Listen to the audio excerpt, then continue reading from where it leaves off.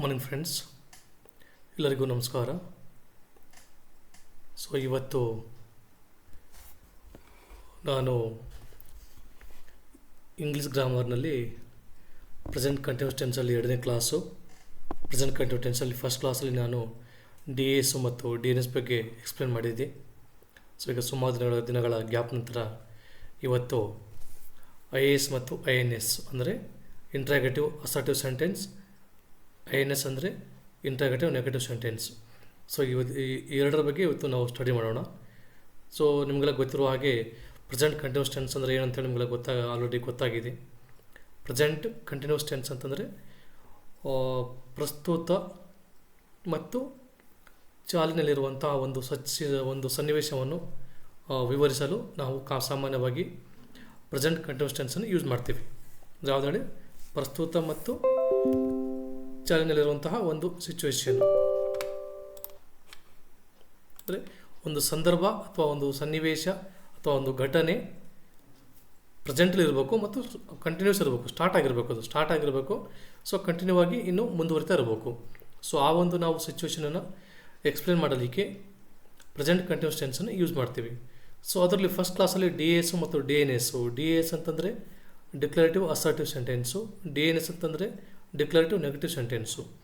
So ಸಾಮಾನ್ಯ ವಾಕ್ಯಗಳು ಮತ್ತು ಸಾಧಾರಣ ಪ್ರಶ್ನಾರ್ಥಕ ವಾಕ್ಯಗಳನ್ನು ನಾನು ಲಾಸ್ಟ್ ಕ್ಲಾಸಲ್ಲಿ ಎಕ್ಸ್ಪ್ಲೇನ್ ಮಾಡಿದ್ದೆ. ಸೊ ಇವತ್ತಿನ ಒಂದು ಕ್ಲಾಸ್ನಲ್ಲಿ ಪ್ರೆಸೆಂಟ್ ಕಂಟಿನ್ಯೂಸ್ ಟೆನ್ಸಲ್ಲಿ ಐ ಎ ಎಸ್ ಮತ್ತು ಐ ಎನ್ ಎಸ್ ನೋಡೋಣ.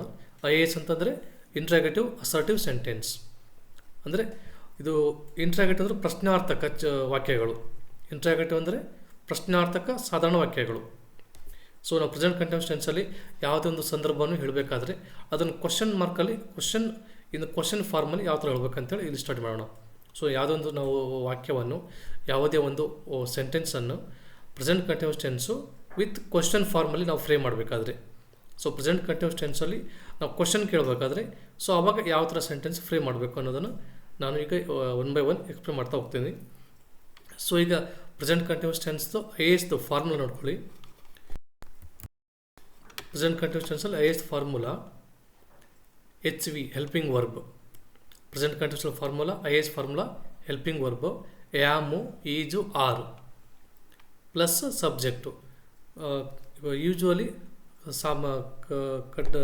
Present continuous tense I S ಅಂದರೆ ಪ್ರಶ್ನಾರ್ಥಕ ವಾಕ್ಯಗಳಲ್ಲಿ ಮೊದಲಿಗೆ ಹೆಲ್ಪಿಂಗ್ ವರ್ಬ್ ಬರುತ್ತೆ. ಪ್ರಶ್ನಾರ್ಥಕ ವಾಕ್ಯ ಯಾವುದೇ ಇರಲಿ ಮೊದಲಿಗೆ ಬರೋದು ಹೆಲ್ಪಿಂಗ್ ವರ್ಬ್. ಸೊ ಹಾಗಾಗಿ ಐ ಎಸ್ ಅಲ್ಲಿ ಫಸ್ಟ್ ಹೆಲ್ಪಿಂಗ್ ವರ್ಬ್ ಬರುತ್ತೆ. ಹೆಲ್ಪಿಂಗ್ ವರ್ಬ್ ಯಾವಪ್ಪ ಅಂದರೆ ಆ್ಯಮು ಈಜು ಆರು. ನೆಕ್ಸ್ಟು ಆ್ಯಮ್ ಎಲ್ಲಿ ಮಾಡ್ತೀವಿ, ಐಗೆ ನಾವು ಆ್ಯಮ್ ಯೂಸ್ ಮಾಡ್ತೀವಿ. ಈಜು ಈ ಸಿ ಮತ್ತು ಇಟಿಗೆ ಈಜ್ ಮಾಡ್ತೀವಿ. ಆರು ಯು ವಿ ಯು ಮತ್ತು ದೇಗೆ ನಾವು ಆರ್ ಯೂಸ್ ಮಾಡ್ತೀವಿ. ನೆಕ್ಸ್ಟ್ ಹೆಲ್ಪಿಂಗ್ ವರ್ಬ್ ಆದಮೇಲೆ ಏನು ಬರುತ್ತೆ, ಸಬ್ಜೆಕ್ಟು. ಸಬ್ಜೆಕ್ಟ್ ಅಂದರೆ ಯಾವುದು, I we you he she ಇಟ್ಟದೆ ಇವೆಲ್ಲ subjects. So first helping verb ನಂತರ ಸಬ್ಜೆಕ್ಟ್ ಬರುತ್ತೆ.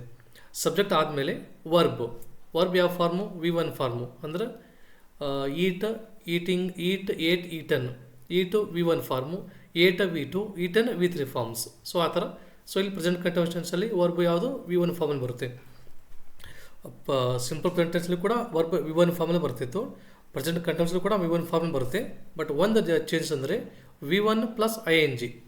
ಇಲ್ಲಿ ವರ್ಬ್ V1 ಜೊತೆಗೆ ING ಫಾರ್ಮೇ ಬರುತ್ತೆ. ಇಲ್ಲಿ ಪ್ರೆಸೆಂಟ್ ಕಂಟಿನ್ಯೂಸ್ ಟೆನ್ಸಲ್ಲಿ verb V1 form plus ING ಅಂದರೆ ಉದಾಹರಣೆಗೆ ಗೋ ವರ್ಬ್ ಅಲ್ವಾ, ಗೋ ಮುಂದ್ಗಡೆ ING going, go plus ING going. So ವರ್ಬಿಗೆ ಮುಂದ್ಗಡೆ ಕಂಪಲ್ಸರಿ ಆಗಿ ING ಬರುತ್ತೆ ಪ್ಲಸ್ ಆಬ್ಜೆಕ್ಟ್, ಲಾಸ್ಟಿಗೆ ಆಬ್ಜೆಕ್ಟ್ ಬರುತ್ತೆ ಎಲ್ಲ ಮುಗಿದ್ಮೇಲೆ.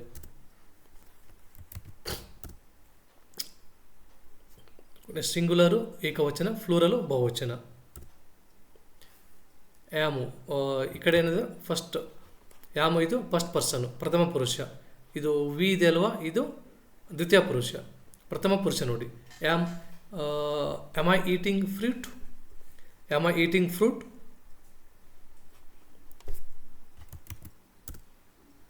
ಇಲ್ಲಿ ನೋಡಿ ಆಮ್ ಐ ಈಟಿಂಗ್ ಫ್ರೂಟ್.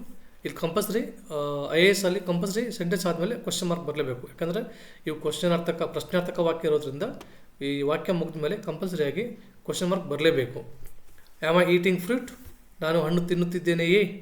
ಇಲ್ಲಿ ನೋಡಿ, ನಾನು ಹಣ್ಣು ತಿನ್ನುತ್ತಿದ್ದೇನೆಯೇ ಅಂದರೆ ಇಲ್ಲಿ ಆ್ಯಕ್ಷನ್ ಕಂಟಿನ್ಯೂ ಇದೆ, ಆ್ಯಕ್ಷನ್ ಸ್ಟಾರ್ಟ್ ಆಗಿದೆ ಆ್ಯಂಡ್ ಆ್ಯಕ್ಷನ್ ಕಂಟಿನ್ಯೂ ಇದೆ. ಆರ್ ವಿ ಈಟಿಂಗ್ ಫ್ರೂಟ್, ನಾವು ಹಣ್ಣು ತಿನ್ನುತ್ತಿದ್ದೇವೆಯೇ, ಇಲ್ಲಿ ಆರ್ ವಿ ಅಂದರೆ ನಾವು.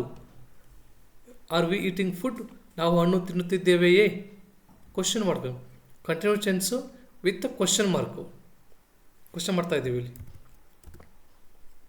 Next, are you eating fruit, are you eating fruit, ನೀನು ಹಣ್ಣು ತಿನ್ನುತ್ತಿದ್ದೀಯಾ, ಇದು ಕೂಡ ಕಂಟಿನ್ಯೂಸು ಪ್ಲಸ್ ಕ್ವಶನ್ನು. ನೀವು ಹಣ್ಣು ತಿನ್ನುತ್ತಿದ್ದೀರಾ, ಇದು ಕೂಡ ಹಂಗೆ, ನೀವು ಹಣ್ಣು ತಿನ್ನುತ್ತಿದ್ದೀರಾ. ಆರ್ ಯು ಈಟಿಂಗ್ ಫ್ರೂಟ್, ನೀವು ಹಣ್ಣು ತಿನ್ನುತ್ತಿದ್ದೀರಾ. ಇಷ್ಟು.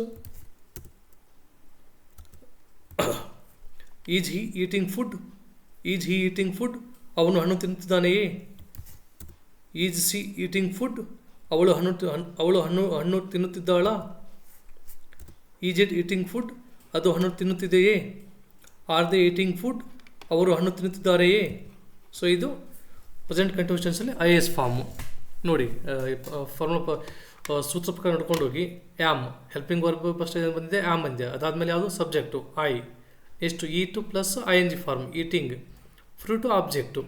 ಇಲ್ಲಿ ಆರ್ ವಿ ಈಟಿಂಗ್ ಫ್ರೂಟ್, ಇಲ್ಲಿ are helping verb, we subject, eating verb plus I N G form, fruit object.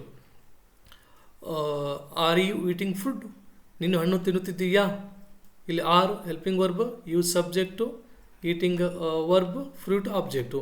Are you eating fruit, ನೀವು ಹಣ್ಣು ತಿನ್ನುತ್ತಿದ್ದೀರಾ. Is he eating fruit, is he eating fruit, is helping verb, he subject, verb object. Is she eating fruit, ಅವಳು ಹಣ್ಣು ತಿನ್ನುತ್ತಿದ್ದಾಳಾ. Is it eating food, is it eating fruit, is helping verb, it subject, eating verb object. Are they eating fruit, ಅವರು ಹಣ್ಣು ತಿನ್ನುತ್ತಿದ್ದಾರೆಯೇ. ಇದು this is the present continuous ಟೆನ್ಸಲ್ಲಿ I S form. ಗೊತ್ತಾಯ್ತಲ್ವಾ. I S form ಅಂದರೆ interrogative assertive sentence. So ಅದರಲ್ಲಿ question ಮಾಡೋದು. So ಯಾವುದೇ ಕಾರಣಕ್ಕೂ ಈ ಸೆಂಟೆನ್ಸ್ ಮುಗಿದ ಮೇಲೆ ಕಂಪಲ್ಸರಿಯಾಗಿ ಮುಂದ್ಗಡೆ ಕ್ವಶನ್ ಮಾರ್ಕ್ ಬರಲೇಬೇಕು. ಕ್ವಶನ್ ಮಾರ್ಕ್ ಬಂದರೆ ಅದು ಕ್ವಶನ್ ಪ್ರಶ್ನಾರ್ಥಕ ವಾಕ್ಯ ಆಗೋದು. ಸೊ ಹಾಗಾಗಿ ಇದು ಐ ಎಸ್ ಆಯಿತು. ನೆಕ್ಸ್ಟ್ ಬಂದು I N S. I N S ನೋಡಿ,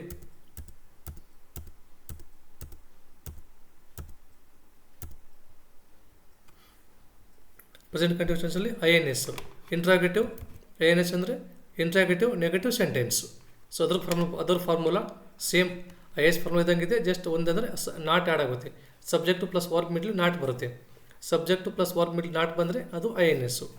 helping verb am is are plus subject plus not plus verb I N G form plus object ಎಲ್ಲ ಸೇಮ್. ಇಲ್ಲಿ ನೋಡಿ, ಸಿಂಗ್ಲರು ಏಕವಚನ, ಫ್ಲೂರಲು ಬಹುವಚನ. ಇಲ್ಲಿ am I not eating fruit, am I not eating fruit, ನಾನು ಹಣ್ಣು ತಿನ್ನುತ್ತಿಲ್ಲವೇ. ಇಲ್ಲಿ negative sentence, interrogative negative sentence. ಇಲ್ಲಿ ನಾಟ್ ಬಂತಂದ್ರೆ ನೆಗೆಟಿವ್ ಸೆಂಟೆನ್ಸ್ ಆಗುತ್ತೆ. ಸೊ ಪ್ರೆಸೆಂಟ್ ಕಂಟಿನ್ಯೂಸ್ ಟೆನ್ಸಲ್ಲಿ ಕ್ವಶನ್ ವಿತ್ ನೆಗೆಟಿವ್ ಯಾವ ಥರ ಕೇಳಬೇಕಂತಂದರೆ ಆವಾಗ ಈ ಒಂದು ಫಾರ್ಮೇಟ್ ನಮ್ಗೆ ಯೂಸ್ ಆಗುತ್ತೆ. ಪ್ರೆಸೆಂಟ್ ಕಂಟಿನ್ಯೂಸ್ ಟೆನ್ಸಲ್ಲಿ ಕ್ವಶನ್ ಕೇಳಬೇಕು plus question with negative sentence. Negative ಆಗಿ ಅಂದರೆ ಕ್ವಶನ್ ವಿತ್ ನಕಾರಾತ್ಮಕವಾಗಿ ನಾವು ಕ್ವಶನ್ ಕೇಳಬೇಕಂತಂದರೆ ಆವಾಗ ಈ ಸೆಂಟೆನ್ಸ್ ನಾವು ಈ ಒಂದು ಸೆಂಟೆನ್ಸ್ನ ಯೂಸ್ ಮಾಡ್ತೀವಿ. ಯಾವುದು I N S. Am I not eating fruit, ನಾನು ಹಣ್ಣು ತಿನ್ನುತ್ತಿಲ್ಲವೇ. Are we not eating fruit, ನಾವು ಹಣ್ಣು ತಿನ್ನುತ್ತಿಲ್ಲವೇ.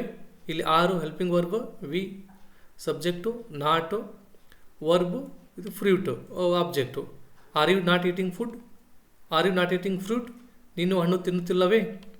Are you not eating fruit, ನೀವು ಹಣ್ಣು ತಿನ್ನುತ್ತಿಲ್ಲವೇ. ಇಲ್ಲಿ are helping verb, you subject, not verb, ಇದು object. Is he not eating fruit, is he not eating fruit, ಅವನು ಹಣ್ಣು ತಿನ್ನುತ್ತಿಲ್ಲವೇ. Is she not eating fruit, ಅವಳು ಹಣ್ಣು ತಿನ್ನುತ್ತಿಲ್ಲವೇ. Is it not eating fruit, ಅದು ಹಣ್ಣು ತಿನ್ನುತ್ತಿಲ್ಲವೇ. Are they not eating fruit, ಅವರು ಹಣ್ಣು ತಿನ್ನುತ್ತಿಲ್ಲವೇ. This is the I N S. I N S ಅಂತಂದರೆ interrogative negative sentence. Interrogative negative sentence ಅಂದರೆ ಪ್ರಶ್ನಾರ್ಥಕ ನಕಾರಾತ್ಮಕ ವಾಕ್ಯಗಳು.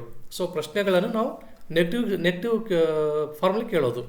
ಸೊ ಆ ಒಂದು ಸಂದರ್ಭದಲ್ಲಿ ನಾವು ಪ್ರೆಸೆಂಟ್ ಕಂಟಿನ್ಯೂಸ್ ಟೆನ್ಸಲ್ಲಿ ಪ್ರಶ್ನೆ ಮಾಡಬೇಕಾದ್ರೆ ಯಾವ ಥರ ಸೆಂಟೆನ್ಸ್ ಯೂಸ್ ಮಾಡಬೇಕು, ಪ್ಲಸ್ ಪ್ರಶ್ನೆ ಮಾಡಬೇಕಾದ್ರೆ ಪ್ರಶ್ನೆಯನ್ನು ನೆಗೆಟಿವ್ ಆಗಿ ಕೇಳಬೇಕಾದ್ರೆ ಯಾವ ಥರ ಸೆಂಟೆನ್ಸ್ ಯೂಸ್ ಮಾಡಬೇಕು ಅಂತೇಳಿ ಸೊ ನಾವು ಈ ಕ್ಲಾಸಲ್ಲಿ ತಿಳ್ಕೊಂಡಿದ್ದೀವಿ. So this is the very very important topic. ಯಾಕೆಂದರೆ ನಾವು ಒಂದು ಗ್ರಾಮರ್ ಕ್ಲಾಸಲ್ಲಿ ಗ್ರಾಮೆಟಿಕಲಾಗಿ ನಾವು ಸೆಂಟೆನ್ಸ್ ಎಕ್ಯುರೇಟಾಗಿ ಮತ್ತು ಕರೆಕ್ಟಾಗಿ ಫ್ರೇಮ್ ಮಾಡಬೇಕಂದ್ರೆ so present continuous tense INS ಮತ್ತು INS ಭಾಳ ಇಂಪಾರ್ಟೆಂಟು. ಸೊ ಇದನ್ನು ನೋಡ್ಕೊಳ್ಳಿ ಕರೆಕ್ಟಾಗಿ ಫಾರ್ಮುಲಾ ಯಾವ ಥರ ಇದೆ ಫಾರ್ಮುಲಾ ನೋಡ್ಕೊಳ್ಳಿ. ಆ ಫಾರ್ಮುಲಾ ಪ್ರಕಾರ ನಾವು ಅದನ್ನು ಸ್ಟಡಿ ಮಾಡ್ತಾ ಹೋದರೆ ಈಸಿಯಾಗಿ ನಿಮ್ಗೆ 2 ಸೆಂಟೆನ್ಸ್ ಅರ್ಥ ಆಗುತ್ತೆ.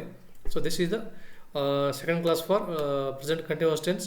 ಸೊ ನೆಕ್ಸ್ಟ್ ಕ್ಲಾಸಲ್ಲಿ WHIS ಮತ್ತು WHINS ಹೇಳಿ ಸೊ ಪ್ರೆಸೆಂಟ್ ಕಂಟಿನ್ಯೂಸ್ ಟೆನ್ಸನ್ನು ಮುಗಿಸ್ತೀನಿ.